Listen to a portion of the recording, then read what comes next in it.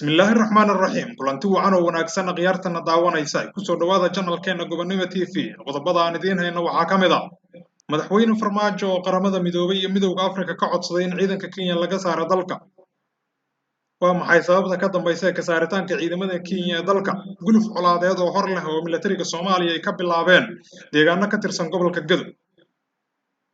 Doorashooyinka soo socda iyo caqabadaha ku gudboon waxyaabahaas oo faahfaahsan ayaad ku daawan doontaan warkeena maanta.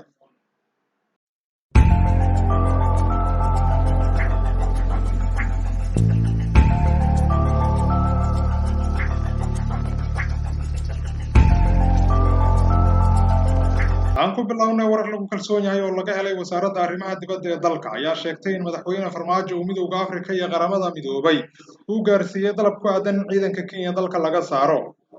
dalabka maamulka Farmaajo oo lagu sheegay in ciidanka Kenya ay dalka dhibaato ka wadaan ayaa danta ugu weyn ee ka dambaysa waxay tahay in ay fududaato boobka doorashooyinka soo socda ee deegaanada Jubbaland halkaas oo aan boob doorasho uusan ka suuragelin inta ay ku sugan yihiin ciidamada Kenya.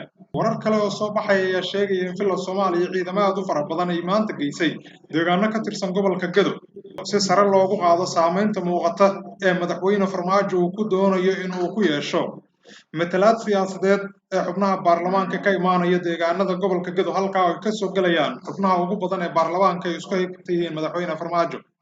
maamulka Jubbaland oo wajahaya weeraro siyaasadeed iyo kuwo ciidan oo ka imaanaya fila Soomaaliya kaas oo ku aadan qaabka loo marayo doorashooyinka xubnaha baarlamaanka ee ka imaanaya deegaanada Jubbaland ayaa ka digay arrintaas isagoo sheegay in la doonayo in Jubbaland laga sameeyo afduub siyaasadeed oo dhiig badan ku daata. dhanka kale madaxweyne Farmaajo oo inta badan hoggaanka ciidanka muhiimka u dhiibay dhalinyaro ay isku heb yihiin ayaa in ka badan muddo bil ah wuxuu xabsi guri ku hayaa taliyihii hore ee ciidanka danab gaashaanle Ismaaciil Cabdimaalik si ciidanka danab loogu adeegsado boobka doorashooyinka soo socda ee dalka ka dhici doona.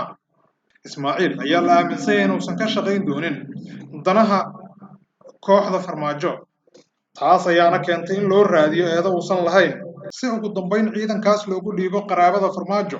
hase yeeshee arrintaas waxaa ka dhashay jahawareer fara badan maadaama ay diiday dowladda Maraykanka oo gacanta ku haysa ciidanka danab oo ah ciidanka ugu awoodda badan ciidanka militariga Soomaaliya. horey waxaa dalkan uga dhacay isku dayo boob doorasho oo qaarkood lagu guuleystay dhiig badanna ku daatay. doorashooyinkii Koonfur Galbeed 2018 ee dhiig badan lagu daadiyay ayaa Farmaajo u isticmaalay ciidanka Itoobiya wuxuuna soo xiray musharax madaxweyne Mukhtaar Roobo Abu Mansuur oo xilligaa ugu cadcaddaa doorashadii Koonfur Galbeed. doorashadaas oo si fudud lagu soo saaray musharaxii ay wadata fila Soomaaliya. dhinaca kale xilligii ay dhacaysay doorashadii madaxtinimada ee dowlad goboleedka Jubbaland ayaa sidoo kale madaxweyne Farmaajo uu isku dayay inuu boob doorasho ka geysto deegaanada Jubbaland hase yeeshee waxaa ka hor istaagay ciidanka Kenya ee ku sugan deegaanada Jubbaland waxaana dib u doorashadii Axmed Madoobe kadib la saaray go'aan siyaasadeed walow markii dambe ay qasab noqotay in la aqoonsado maamulka Axmed Madoobe.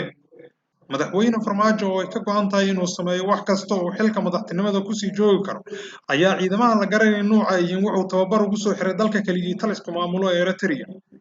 ciidankaas ayaana qorshuhu yahay in lagu wareejiyo amniga caasimadda xilliga doorashada iyadoona dhammaan ciidamadii la yaqaan ee ku sugnaa Muqdisho xilligaa la doonayo in laga qaado. sida ay qabaan dadka taxliiliya siyaasadda Farmaajo iyo kooxda gadaal u fadhida waxay aaminsan yihiin in haddii ay dhacdo doorasho xalaala laga adkaan doono sidaas darteedna ay lagama maarmaan tahay in afgembi casri ah lagu haysto dalka.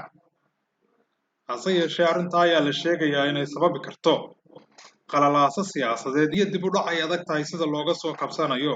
Farmaajo ayaa kursi jacayl dartii shaqada uga eryay ra'iisul wasaarihii xilliga dheer uu ku ammaani jiray inuu yahay shakhsi daacada shaqo badan oo dalka samata bixi kara